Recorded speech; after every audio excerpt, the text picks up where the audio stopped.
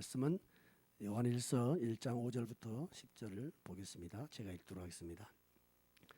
우리가 그에게서 듣고 너희에게 전하는 소식은 이것이니 곧 하나님은 빛이시라 그에게는 어둠이 조금도 없으시다는 것이니라.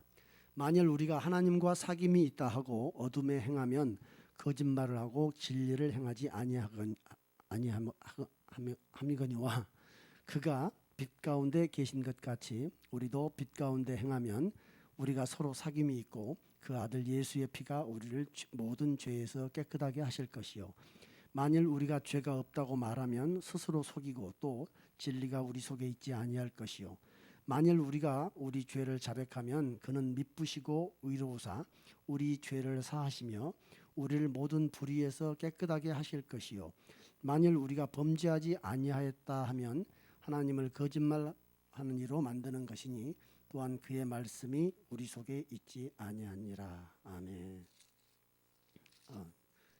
예. 짧은 본문을 읽는데 자주 틀리네요. 예.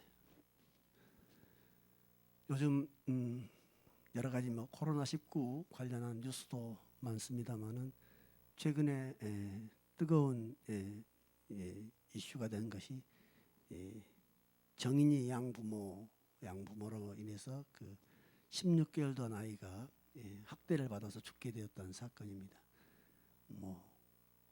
정치인들도 찾아가고 또 영화배우 배우 이영애 씨도 1억을 기부하고 또 그 정인이 묘소에 참배를 하러 갔다 하는 뉴스도 오늘 들었습니다.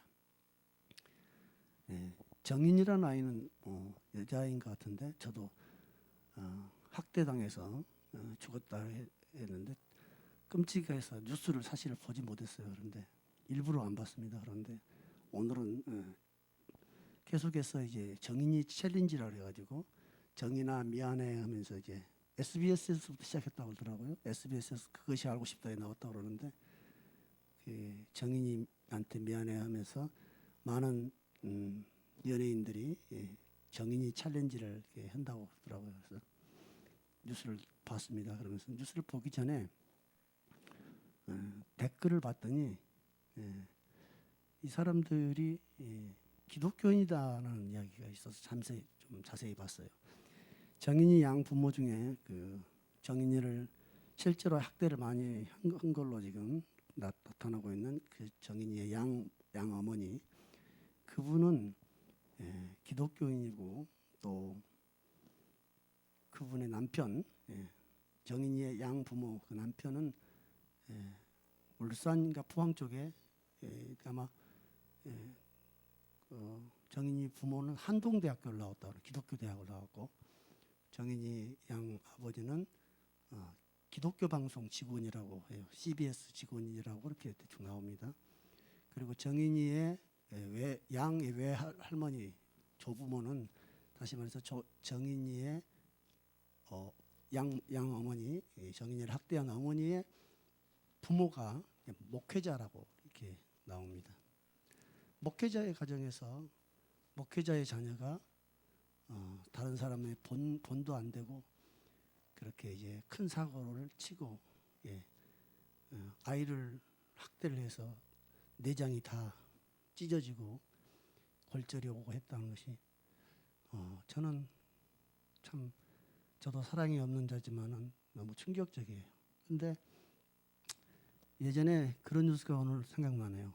그 이혼한 부부가 서로 재혼을 했다가 재혼한 남편의 딸을 학대해서 결국에는 죽게 했던 그 계모 기사가 얼마 전에 있었죠. 근데 그 아빠가 목사라는 말 저는 언뜻 지금 제가 기억이 잘못될 수도 있는데 그런 것도 있었고 그래서 이영애 씨가 참 천사 같은 마음으로 그 아이뿐만 아니고 학대받는 아이들의 치료를 위해서 1억을 기부했다 그러고 이영애 씨가 그 자녀들 데리고 이제 그 죽은 정인이의 묘지를 찾아갔다는 뉴스가 나옵니다. 그래서 저는 어떤 딱 느낌에 기독교인이라는 사실 또 목회자의 자녀라는 사실 때문에 더 비난받고 욕으로 더 먹고 있는 댓글을 보면서 이렇게 착한 이영애 씨는 내가 봤을 때 기독교인이었으면 좋겠다 이런 생각 안 했어요. 불교인일 가능성이 있겠다. 근데 정말 뒤져봤더니 불교인이더라고요. 이영애 씨는. 저는 더구나 극명하게 이제 비교가 되는 겁니다.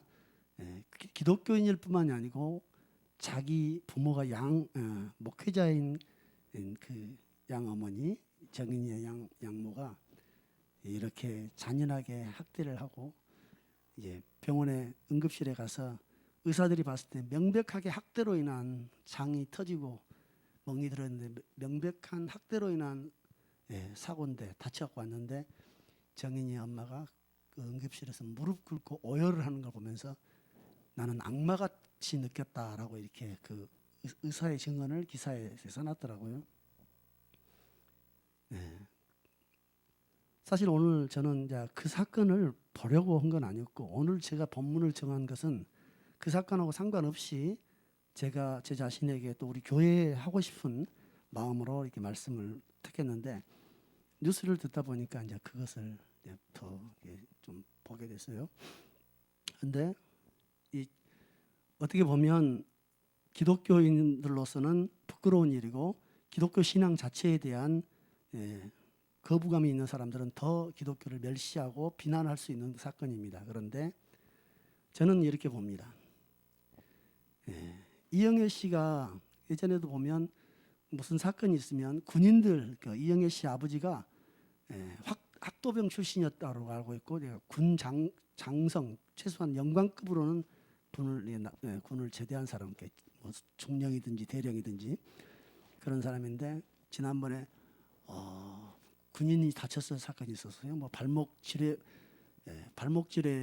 다쳤던 군인을 위해서든가 뭐 5천만 원 1억을 이렇게 기부한 사건들이 있었습니다.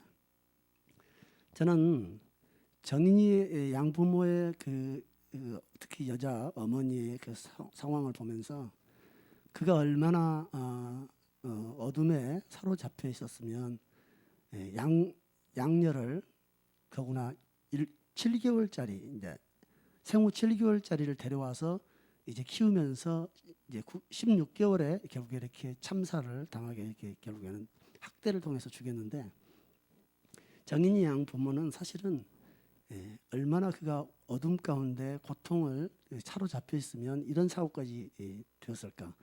정인이의 정인이의 조부모, 양조부모인 다시 말해서 정인이 엄마의 부모 목회자 가정에서 자란 이 딸은 도대체 어떤 삶을 살았을까 하는 것을 정말 알아보고 싶을 정도였습니다. 그런데 이영애 씨 같은 경우는 불교인이면서 너무나 착하다 이렇게 사람들에게 이제 드러날 수밖에 없습니다. 한 사람은 어린아이를 학대해서 죽인 기독교인이고 한 사람은 너무 착한 불교인이다라고 생각하게 되겠죠. 사람들은. 이영애 씨가 불교인이라고 한 사실을 드러내놓고 이야기하지는 않았습니다. 그러나 일단 그가 불교인이든지 무신론자든지 어떤 종교든지 간에 이영애 씨와 정인이 양 부모는 너무나 대조가 되는 상황입니다. 그런데 하나님은 이렇게 말씀하셨어요. 내 오른손이 하는 일을 왼손이 알게 하지 말라. 기독교인 우리 제자들에게도 선행을 베풀고 구제할 때 내 오른손이 하는 것을 왼손이 알지 못하게 하라라고 했는데 1억을 기부하는 것은 대단히 아름다운 일인 것 같아요. 너무 귀한 일이죠. 1억이 적은 돈 아니죠. 단돈 100만 원도 사실 누구를 위해 내놓기 쉽지 않습니다. 그러나 1억을 내놓는다는 것은 누구도 비난할 수 없는 사건입니다. 그러나 하나님이 보시기에나 보면 왼손이 하는 것을 오른손이 모르게 하는 정도가 아니라 내가 하는 일을 온 세상이 알게 뉴스에 나오고 내가 그를 위해서 눈물을 흘리면서 기도한 것이 아니고 내가 조문을 가고 그 묘지를 간 것이 온 세상 뉴스에 다 나오는 것은 이것은 그 동기와 마음이 순수하다 할지라도 이미 이것은 예를 들면 수많은 연예인들이 홍수가 나고 지진이 나고 산불이 나고 할 때 돈을 5천만 원 1억씩 이렇게 내는 것은 그들을 선행이라고 칭찬하고 하지만 이 세상이 얼마나 불의한 세상이냐면 그 1억은 보통 사람이 수십 년을 모아도 먹고 살고 남은 돈으로 모을 수 없는 돈들입니다.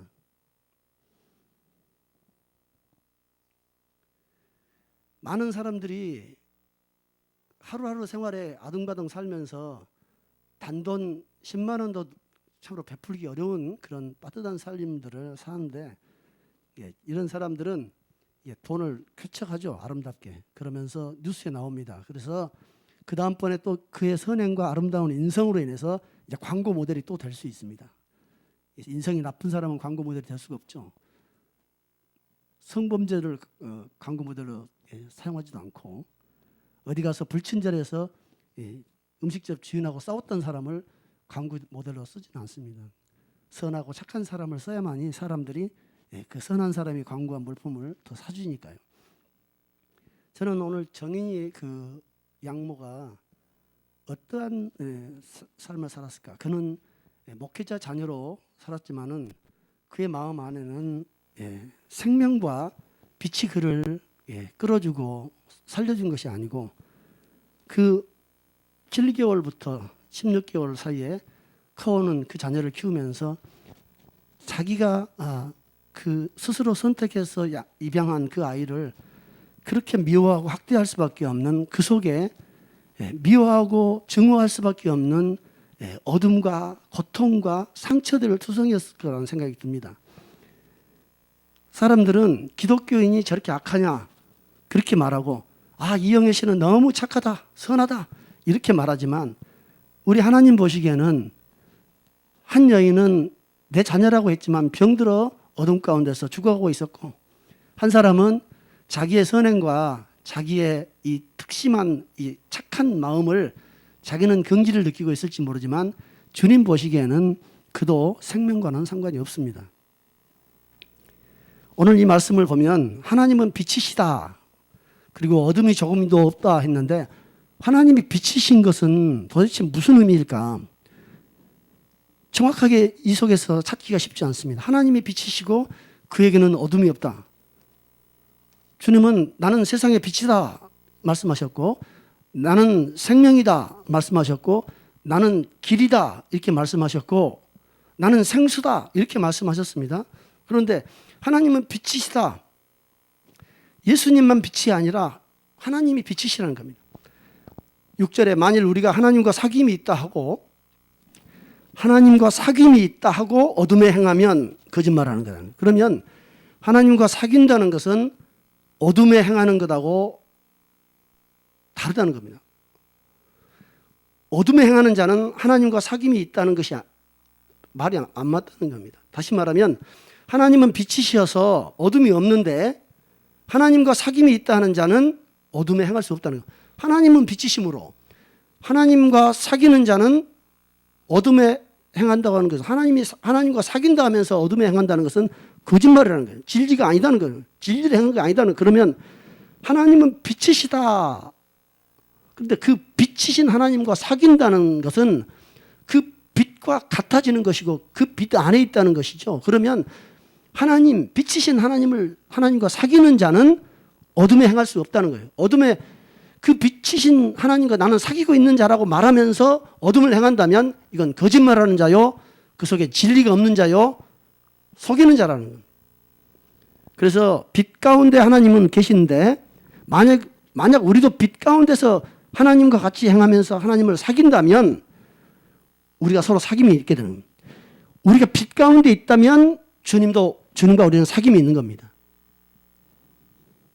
이렇게 주님과 우리가 사귐이 있을 때 그 아들 예수의 피가 우리를 죄에서 깨끗하게 한다는 거예요. 놀랍게도 우리는 우리의 죄를 사함받고, 우리가 죄 사함받고 나서 하나님의 자녀가 되어서 하나님과 영적 교제를 이룬다 이렇게 알고 있었는데, 오늘 사도 요한은 이렇게 말합니다. 하나님이 빛 가운데 계시는데 그 빛 가운데 계시는 그 주님과 같이 행하면, 그 주님처럼 행하고 주님과 같이 사귄다면 비로소 예수의 피가 우리를 모든 죄에서 깨끗하게 하신다는 거예요. 모든 죄에서 우리가 깨끗하게 된 다음에 하나님과 사귀는 것이 아니고, 우리가 주님과 같이 주님의 그 빛이신 주님하고 사귀는 과정, 이 사귀는 것으로 인해서 피로 주님의 피가 우리를 깨끗하게, 예수님의 피가 우리를 깨끗하게 한다는 겁니다. 그렇다면 우리가 예수 믿을 때는 분명하게 예수님 안에서 그 우리의 모든 죄가 사해짐으로 말미암아 하나님과 원수된 것이 해결되고 그분의 자녀가 되고 사귐이 있는 게 분명한데, 왜 사도 요한은 하나님과 온전한 빛 가운데 계신 그분과 사귐이 있어야만이 예수의 피가 우리를 모든 죄에서 깨끗하게 하실까라는 거예요. 우리의 모든 죄는 이미 깨끗하게 되었지 않습니까? 마찬가지 맞습니다. 우리 모든 죄는 주님 안에서 깨끗하게 되었습니다. 그러나 우리는 또 여전히 주님 안에서 죄를 범합니다. 만일 우리가 죄가 없다고 말하면 스스로 속인다는 겁니다. 우리는 어떤 우리냐면 5절에 보면 우리가 그에게서 듣고 너희에게 전하는 소식은 이것이다. 우리는 복음을 들은 자입니다. 복음을 들은 자입니다. 이미 우리한테 지금 말하고 있는 건데 우리는 복음을 들은 자입니다. 그런데 하나님이신 그분, 빛이신 그분과 우리가 사귄다 하면서 우리가 어둠 가운데 행한다면 우리는 거짓말하는 자요 진리가 없고, 우리가 빛 가운데 계신 그분과 함께 사귀면서 그분과 함께 행하면 우리 모든 죄를 예수의 피가 깨끗하게 한다는 거예요.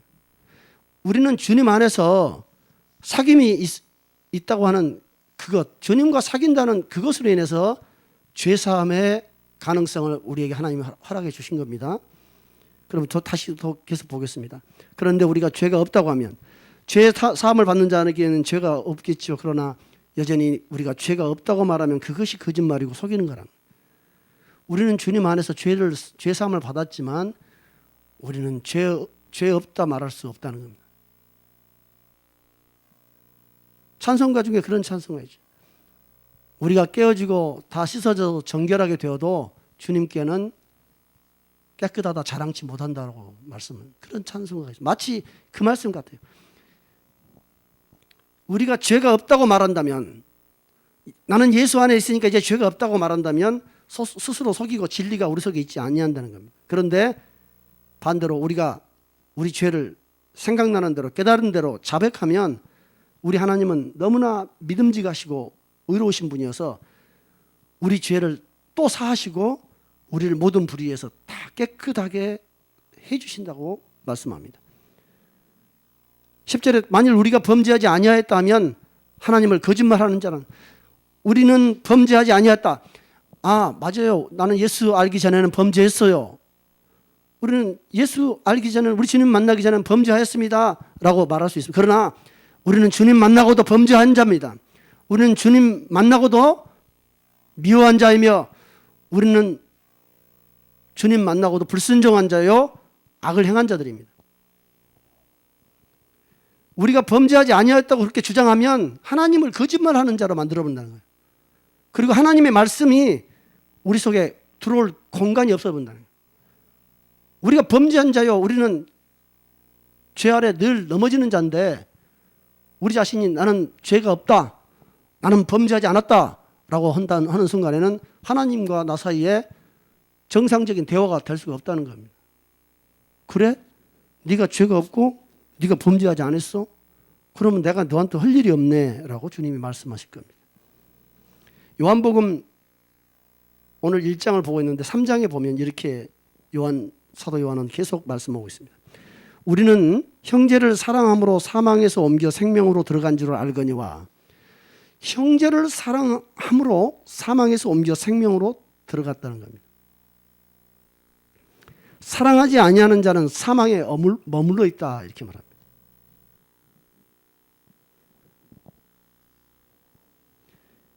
하나님은 빛이신데 빛과 어둠을 가르는 기준이 있습니다. 오히려 오늘 이 3장에서 보면 사망과 생명으로 구분합니다. 사망은 곧 형제를 사랑하지 않는 것이다. 형제를 사랑하기 때문에 오히려 생명으로 들어간 줄을 안다는 겁니다. 생명 안에 들어간 자는 형제를 사랑한다는 겁니다. 그런데 형제를 사랑하지 아니하는 자는 사망에 머물러 있다는 겁니다. 형제를 미워하는 자마다 살인하는 자인데 영생이 그 속에 거하지 않는다는 거예요. 여기서 그 형제라는 것은 이스라엘 민족으로 말하면 이스라엘 같은 동족을 말하고 그리스도인이라면 같은 그리스도인을 말한 겁니다. 그러므로 형제를 미워하는 자라고 말하는 순간에 이미 너는 믿는 자다, 너는 구원받은 자다 이렇게 말하는데, 구원받은 자가 같은 구원받은 자를 미워할 때마다 살인하는 것이다. 그러면서 결국 살인하는 자는 그 속에 영생이 거하지 않는다. 그러니 구원받은 자, 그리스도로 말미암아 구원받은 자가 형제를 같은 구원받은 자를 사랑하지 아니함으로 구원받지 아니한 것이 되는 거예요. 형제를 미워하는 자마다 영생이 그 속에 거하지 않는다. 우리가 형제를 미워하지 않는 적이 한 번도 없습니까? 일주일 안에? 한 달 안에? 얼마나 미워하고 얼마나 갈아먹고 싶어서 이를 부득부득 갈며 이 사람 저 사람한테 그 사람 이야기를 합니까? 우리가 말을 순화해서 완화해서 하지만 얼마나 미워하는 생각이에요. 그게 마음에 안 들더라 라고 말하지만 속으로는 없어졌으면 좋겠다 이렇게 생각할 때 얼마나 많습니까? 사실은 우리 안에는 그 미움이 우리의 혀를 움직입니다. 우리가 사랑하는 말과 격려하는 말을 하지 않는 그 모든 순간은 사실은 우리의 혀는 계속해서 그 미워하는 마음을 표현하는 말들을 합니다. 무엇인가를 지적하면서 무엇인가를 고쳤으면 하는 마음으로 말하는 것, 무엇인가 기뻐하고 사랑하는 마음으로 환영하며 칭찬하고 그러지 않는 그 모든 말들은 사실은 그 미움으로부터 오는 그 말들을 단지 미화해서 포장해서 순화해서 하고 있는 순간일지도 모릅니다.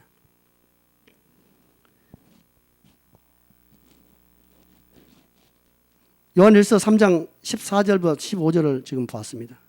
14절과 15절 쭉 내려가 보면 21절에 보면 사랑하는 자들아 만일 우리 마음이 우리를 책망할 것이 없으면 하나님 앞에서 담대함을 얻는다.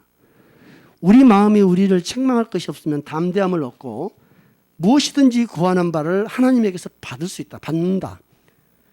우리 마음이 책망할 것이 없다. 우리 마음이 거리낌이 없을 때 하나님 앞에서 우리가 담대하다는 거예요. 그렇게 담대함으로 하나님 앞에 나아가고 구하는 것들은 하나님께 받는다는 겁니다. 그런데 이렇게 담대함을 얻고 담대함을 가지고 나가서 구하거나 정말 하나님 앞에 담대함을 가지고 나갈 수 있는 것은 무엇 때문이냐면 우리가 그의 계명을 지키고 그 앞에서 기뻐하시는 것을 행하기 때문인데, 그의 계명을 지키고 그가 기뻐하시는 것을 행하는 그것은 무엇이냐고 말하냐면, 그의 계명 자체는 뭐냐면 예수 그리스도의 이름을 믿을 뿐만 아니라 그분이 주신 계명대로 서로 사랑하는 것이 그의 계명이라는 겁니다.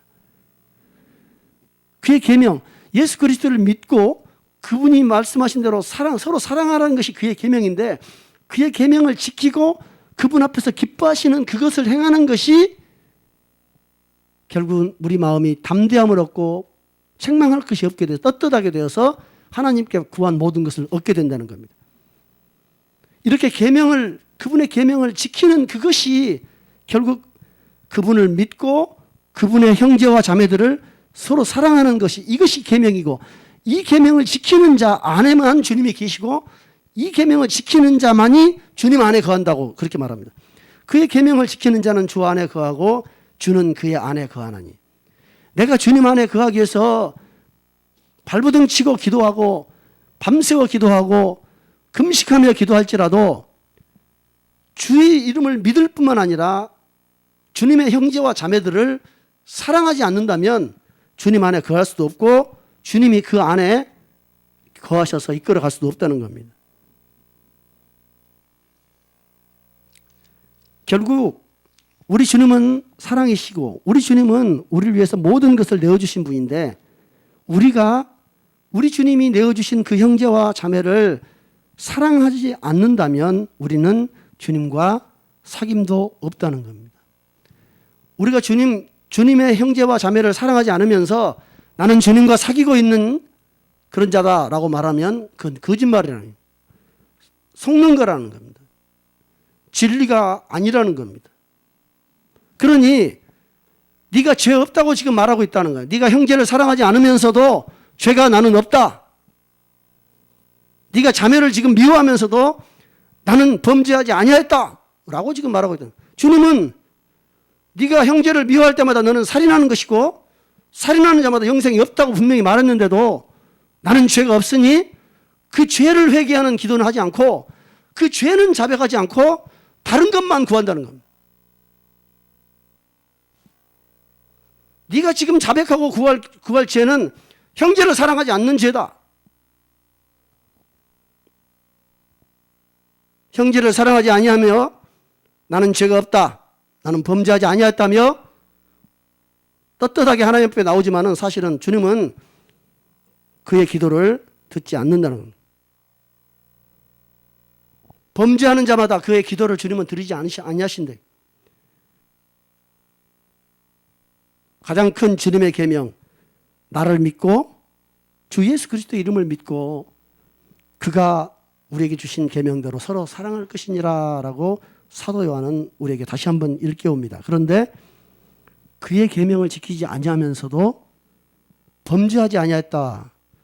나는 죄가 없다 라고 말하면 스스로 속이고 진리가 그 속에 없다. 그러므로 그 속에는 주님의 말씀도 거하지 않는 것이다. 형제를 미워하는 자마다 살인하는 자니 살인하는 자마다 영생이 네 속에 거하지 아니하는 것을 네가 모르느냐?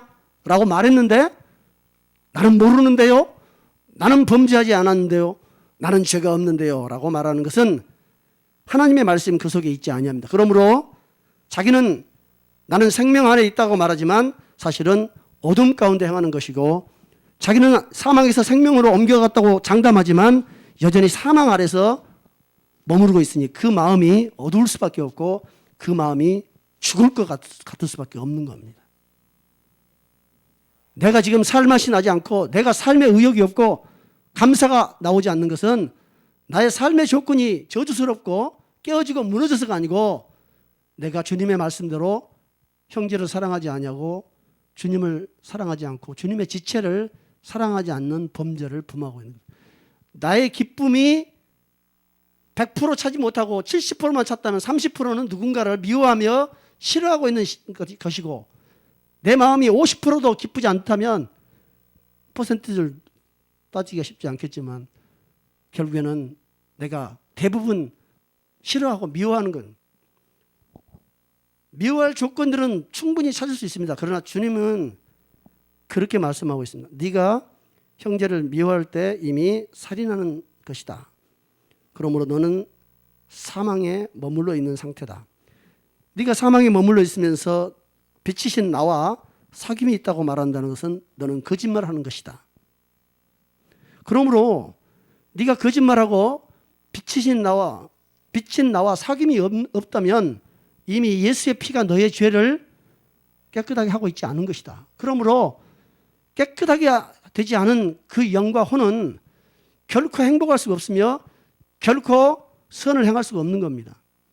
그러니 정인이 양부모인 그 젊은 부부는 그 부모가 목회자이고 그들이 기독교인이고 그들이 기독교 대학을 나왔다 해서 그들의 삶이 빛 가운데 행해진 것이 아니고 그들 안에 어둠의 영들이 들어왔을 때 그 어둠의 영들이 사망의 영이고 그 죽음이며 죄인 것을 깨닫고 회개하고 자백해서 내가 죄를 범했습니다.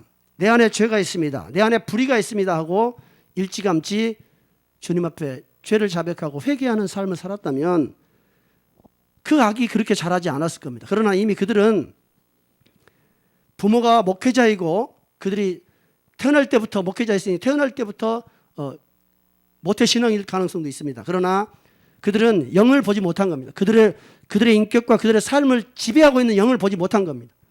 오늘 교회 안에서 우리가 서로 사랑하지 못하고 험담하는 것은 사실은 기분이 나쁘고 화가 나고 손해가 나서 하는 거지만 사실은 더러운 영한테 마음을 뺏긴 상태입니다. 저 역시도 마찬가지입니다. 우리가 누군가를 불편하게 하고 온전히 사랑하지 못하고 이해하지 못하는 것은 사실은 그 사람이 부족해서가 아니라 어둠의 영이 내 마음을 이미 잡고 있기 때문입니다. 정인이 양부모를 비난하고 힐난하는 그들도 언젠가는 정인이 양부모처럼 잔인한 자가 될 수 있다는 것을 스스로 인정하지 않는 거죠. 그러나 우리는 결국에는 그 죄들을 하나님의 빛 가운데 거하는 삶, 이런 삶들을 하나씩 잃다 보면 정인이 양부모가 우리의 삶이 결코 그들과 우리가 다르다고 할 수가 없습니다. 1억을 기부하고 불쌍하게 죽은 그 정인이의 묘를 가서 눈물을 흘리며 애통해하고 불쌍해 여기지만 인간의 착함과 인간의 선함은 살아있는 동안에 내가 돈이 있고 내가 건강하고 내 삶이 윤택할 때는 누구한테 베풀 수 있고 선행을 할 수도 있고 인심을 쓸 수 있지만 이제 진짜 이 어둠이 나를 잡고 사로잡을 때는 자기를 구원할 힘이 없습니다. 오직 사망에서 생명으로 옮겨주시는 예수 그리스도, 그분으로 말미암아 우리는 생명으로 가고 사망에서 붙잡힌 것에서 포로된 데서 벗어날 수 있고, 또한 예수 안에 온 자들은 우리가 사망에서 생명으로 옮길 때 주님이 우리를 사랑하셔서 된 것처럼 형제를 사랑하고 교회를 사랑하지 않는다면 다시 사망과 어둠의 자리로 끌려갈 수밖에 없다는 것을 우리는 분명하게 깨달아야 합니다. 우리 마음 가운데 분노와 미움이 교회 안에서 서로 다툼과 분열과 험담이 있는 그동안은 사실은 그 사람이 나에게 잘못한 것이 아니라 어둠에게 내가 지금 지고 있는 겁니다. 어둠에게 내가 지금 속고 있는 겁니다. 죄악 가운데, 사망 가운데, 미움 가운데 결국 하나님 원수로 살던 우리들에게 예수님이 오셔서 우리 위해 죽으셨던 당신의 그 귀한 보혈을 우리를 믿게 하시고 예수 안에서 믿음으로 말미암아 우리의 모든 삶이, 우리 전 존재가 참으로 비참한 죄인이었다는 것을 우리는 믿는 겁니다. 지금 자기 자신이 가지고 있는 현재의 육신적인 조건, 세상적인 조건으로 선행을 베풀고 사랑을 베푼다고 자기가 진짜 착한 사람이라고 생각한다면 그건 바보입니다. 우리는 사망과 죽음, 이 흑암 앞에서 그냥 흑암의 밥일 뿐입니다. 오직 우리 주님만이 이 더럽고 비참하고 부끄러운 우리의 생명 존재에서 건져서 생명으로 옮겨주시고 이제 사망에서 생명으로 옮기는 법칙을 우리에게 가르쳐 주셔서 용서하고 사랑할 때 네 마음과 네 생각을 뒤집어 쓰고 있는 그 더러운 영들을 네가 이길 수 있다. 세상 밖에서, 예수 밖에서 1억 원, 2억 원, 10억 원을 기부한다고 해서 그것이 벗어난 것이 아니고 결코 세상의 돈으로도 할 수 없으며 권력으로도 할 수 없고 오직 예수 그리스도의 그 십자가의 보혈의 능력으로만이 이 사망의 세력에서 자유케 되고 또 예수 이름으로 하는 그 일로만이 사망에 묶인 자들을 풀어줄 수 있다는 것을 우리는 확신하고 이 일을 증언하는 증인들입니다.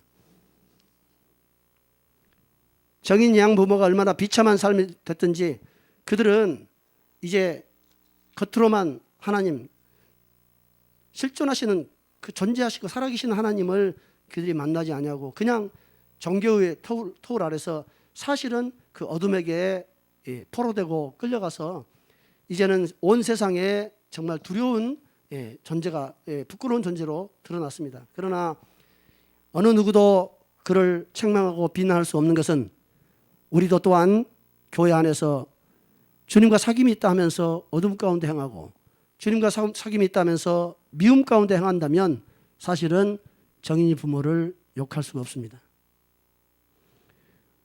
내가 1억을 내놓고 내가 누구를 위해서 불쌍히 여긴다 한다 할지라도 참으로 그것은 결코 정인이 부모와 나를 구별하는 어떤 기준이 될 수는 없는 겁니다.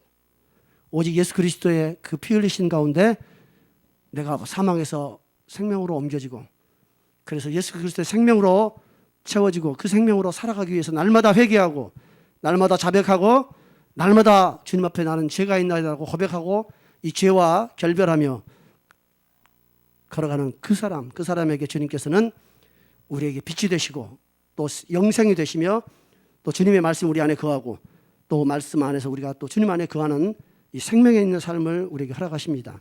그러므로 오늘 우리는 우리 속에 또 교회 안에 있는 모든 분열과 미움과 내 안에 있는 마음의 원망과 분노하는 마음들, 이 마음을 주님 앞에 정직하게 들고 와서 자백해야 할 겁니다.